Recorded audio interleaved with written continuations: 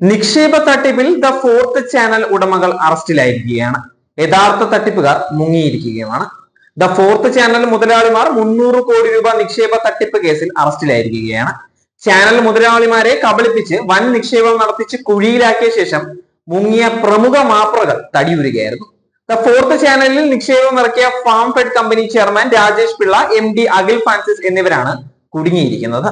Channel മുതലാളിമാരാക്കാം എന്നുള്ള വാഗ്ദാനത്തിൽ the fourth ചാനലിൽ 300 കോടി നിക്ഷേപിക്കാൻ ഇവരെ നിർബന്ധിച്ച മാധ്യമ പ്രമുഖരായ Sreejan Balakrishnan, Jimmy James, PR Sunil, Rixon, Sanoop Sasidharan തുടങ്ങിയവർ കപ്പൽ മുങ്ങും മുൻപേ ചാടി രക്ഷപ്പെടുകയായിരുന്നു.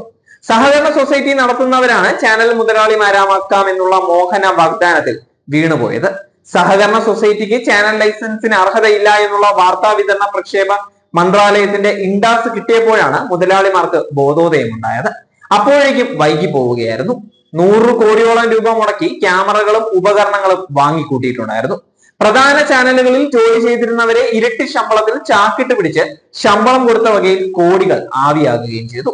ചാനൽ ഓഫീസുകൾ ലക്ഷങ്ങൾ വാടക കൊടുത്തെടുത്ത വകയിലും കോടികൾ വെള്ളത്തിലായി. മുതലാളിമാരെ കുഴിയിൽ ചാടിച്ച മാധ്യമ പ്രവർത്തകർക്ക് മാത്രം ലാഭവും വന്നു. ശമ്പളമായും കമ്മീഷനുകളായും കോടികൾ പോക്കറ്റിലുമായി. സഹകരണ സൊസൈറ്റിയിലെ നിക്ഷേപകരുടെ പണമാണ് ചാനൽ മുതലാളിമാരാകാനുള്ള അതിമോഹത്തിൽ ദൂർത്തടിച്ചത്. ചാനൽ ലൈസൻസ് കിട്ടാൻ വേറൊരു കമ്പനി ഉണ്ടാക്കിയിട്ടും മാനദണ്ഡം മറികടക്കാൻ ആയിട്ടുമില്ല. കമ്പനിയുടെ വരുമാന സ്രോതസ് സഹകരണ സൊസൈറ്റിയാണ് എന്ന് രേഖകളിൽ നിന്ന് വ്യക്തമായ കാര്യമാണ്.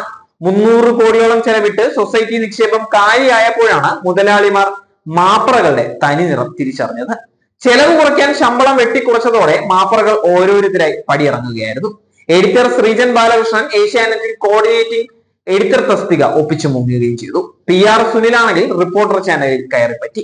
മാപ്രകൾ പോയതോടെ ചാനൽ കെട്ടിടവും ഉപകരണങ്ങളും ബാക്കിയാവുകയായിരുന്നു.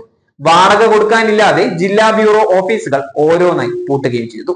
ചാനൽ മുതലാളിയാകാനുള്ള മോഹത്തിൽ പ്രാഞ്ചിയേട്ടന്മാരെ അവതരിക്കുന്ന കാശുകാർക്കെല്ലാം ഒരു പാഠമാണ് ദ ഫോർത്തിന്റെ അനുഭവം.